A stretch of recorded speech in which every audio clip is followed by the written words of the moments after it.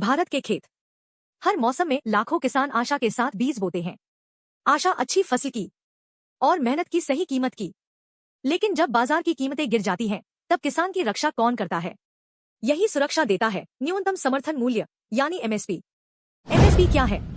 MSP वह न्यूनतम दाम है जिस पर सरकार किसानों से फसल खरीदने का वादा करती है। यह किसानों के लिए ढाल है जो उन्हें घाटे में बेचने से बचाती है। सरल शब्दों में एमएसपी मतलब सरकार की गारंटीशुदा कीमत। एमएसपी कैसे काम करता है? हर साल कृषि लागत एवं मूल्य आयोग यानी कैग खेती की लागत और किसानों के हितों को ध्यान में रखते हुए एमएसपी तय करता है। सरकार 23 प्रमुख फसलों पर एमएसपी घोषित करती है। इसके बाद एफसीआई, नेफ्ट और कपास निगम जैसी एजेंसियां किसानों से सीधे खरीद करती हैं। एमएसपी कहां लागू होता है? एमएसपी का लाभ पूरे भारत में बराबर नहीं है। पंजाब, हरियाणा, मध्य प्रदेश और छत्तीसगढ़ जैसे राज्यों में किसान सबसे अधिक लाभ उठाते हैं। लेकिन बिहार, झारखंड और उत्तर पूर्वी राज्यों में किसानों को अक्सर अपनी उपज औने पौने दाम पर बेचना पड़ता है। यानी हकीकत यह है कि केवल 6 से 10% किसान ही एमएसपी से सीधे लाभान्वित होते हैं।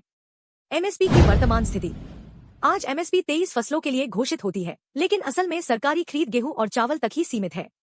इसीलिए किसान एमएसपी को कानूनी गारंटी बनाने की मांग कर रहे हैं।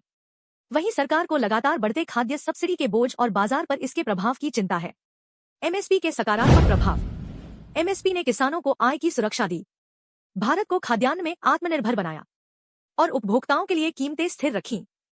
स्कूलों के मिड डे मील से लेकर आम परिवार की थाली तक एमएसपी की वजह से भोजन की निरंतरता बनी रहती है। एमएसपी के नकारात्मक प्रभाव। लेकिन एमएसपी की चुनौतियां भी बड़ी हैं।